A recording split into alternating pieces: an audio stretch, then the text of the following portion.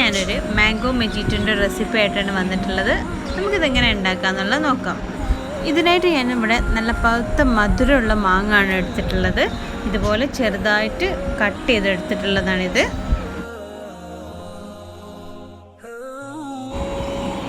ഞാൻ ഈ ഒരു ഗ്ലാസ്സിലാണ് ഈ മൊജിറ്റോ സെർവ് ചെയ്യുന്നത്. പിന്നെ നമുക്ക് വേണ്ടത് ഞാൻ ഇവിടെ ഒരു 1.5 ചെറുനാരങ്ങ ഇതുപോലെ കട്ട് ചെയ്തെടുത്തിട്ടുണ്ട്.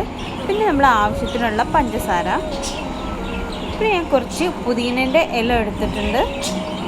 ഇത്രയും സാധനമാണ് നമുക്ക് വേണ്ടത്. പിന്നെ ഇതിൻ്റെ മെയിൻ ഇൻഗ്രീഡിയൻ്റായ സോഡ ആണ് നമ്മൾ ഇതിൽ ചേർക്കുന്നത്. അപ്പോൾ തന്നെ നമുക്കിത് സെറ്റ് ചെയ്തെടുക്കാം. ഞാനിവിടെ എടുത്തു വെച്ച ഗ്ലാസ്സിലേക്ക് കട്ട് ചെയ്ത് വെച്ച മാങ്ങ ഇട്ട് കൊടുത്തിട്ടുണ്ട്. മാങ്ങ ഇട്ടുകൊടുത്തതിന് ശേഷം ഞാനിവിടെ 1.5 ടീസ്പൂൺ പഞ്ചസാര ചേർത്ത് കൊടുക്കുകയാണ്.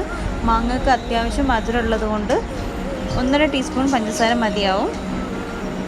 പിന്നെ ഞാനിവിടെ ഒരു ചെറിയ പീസ് ലെമൺ എടുത്തിട്ട് ഒന്ന് സ്ക്വീസ് ചെയ്തിട്ട്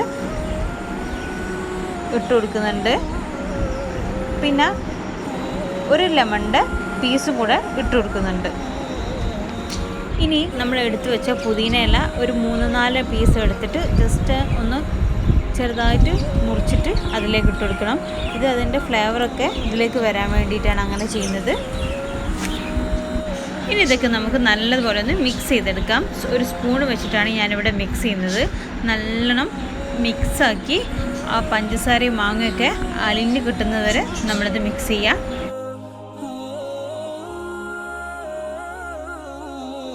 അപ്പോൾ ഇതെല്ലാം മിക്സായി വന്നിട്ടുണ്ട്. ഇനി നമ്മൾ സെർവ് ചെയ്യുന്ന ആ ടൈമിലാണ് സോഡ ചേർത്ത് കൊടുക്കുക.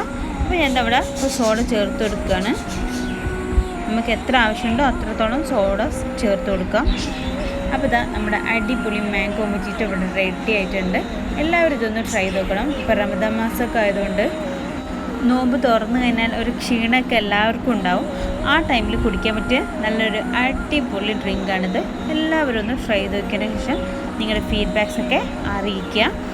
നിങ്ങൾ ഈ വീഡിയോ ഇഷ്ടപ്പെടുകയാണെങ്കിൽ ലൈക്ക് ചെയ്യാനും നിങ്ങളുടെ ഫ്രണ്ട്സായി ഷെയർ ചെയ്യാനും, നിങ്ങൾ ഇതുവരെ ഈ ചാനൽ സബ്സ്ക്രൈബ് ചെയ്തില്ലെങ്കിൽ സബ്സ്ക്രൈബ് ചെയ്യാനും മറക്കരുത്. അപ്പോൾ ഓക്കെ, ഒരു അടുത്ത വീഡിയോയിൽ വീണ്ടും കാണുന്നവരെ ബൈ.